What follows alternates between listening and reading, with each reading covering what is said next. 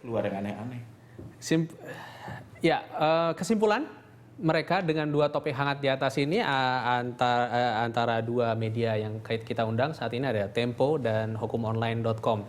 Tadi kita sudah membahas dua topik, yaitu pertama mengenai rancangan undang-undang pilkada dan satu lagi mengenai kasus Hambalang dengan Anas Urbaningrum yang rencananya akan dicabut atau akan hak politiknya.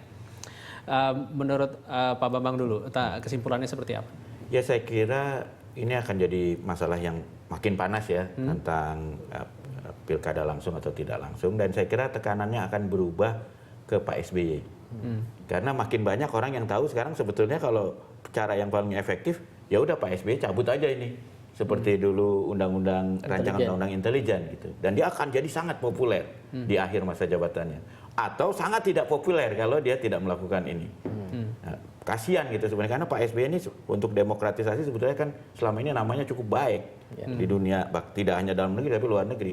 Tapi kalau dia tidak melakukan ini, dia seolah-olah mengantarkan kembali di akhir masa jabatannya balik ke arah Orde Baru. Ya. Nah kalau berita yang kedua saya kira ada satu lagi yang penting. Ini tanggal 17 ini ada pengadilan Jersey di Inggris akan menentukan apakah uang Robert Tantular, pemilik Bank Senturi yang dibekukan itu akan dikembalikan ke Robert Tantular atau akan diteruskan penyitaannya. Nah, karena nilainya besar 1,7-1,8 triliun, kalau itu lepas pasti ini jadi isu besar juga. Apa yang dilakukan pemerintah selama ini kok sampai lepas uang sebesar itu? Apalagi ini ada kaitannya juga. Putusan Budi Mulya bisa jadi pertimbangan nggak Mas Bambang? Putusan Budi Mulya yang apa? Iya, putusan Budi Mulya bisa, tapi saya kira yang jadi pertimbangan sekarang keputusan yang surat berharganya. Yang kemarin pengadilan sudah memutuskan hartanya Robert Tantular di Serpong disita.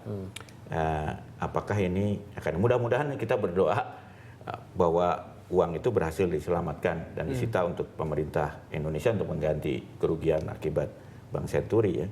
Dan tapi ya tergantung juga pada kemampuan pemerintah kita, terutama aparat hukumnya untuk melakukan itu.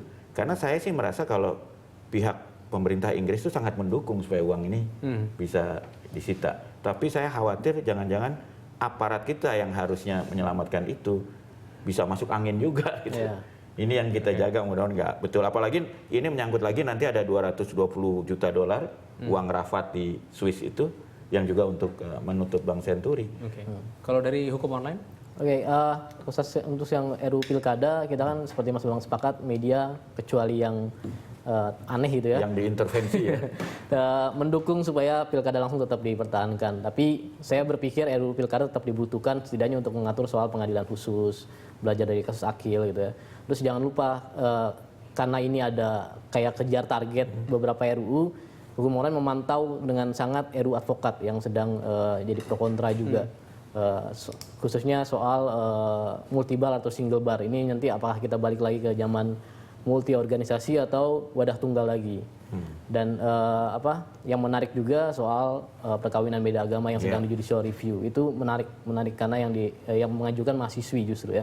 Mahasiswi. Dan sudah 40 tahun ya. Sudah 40 tahun undang-undangnya maksudnya. Iya, sudah 40 tahun. Dan ini catatan hukum online ini yang kelima kali undang-undang perkawinan di judicial review selama MK berdiri. Oke, baik. Terima kasih atas waktunya untuk Berita Satu View. Kami akan kembali setelah jeda iklan berikut ini. Tetaplah bersama kami di Jurnal Pagi.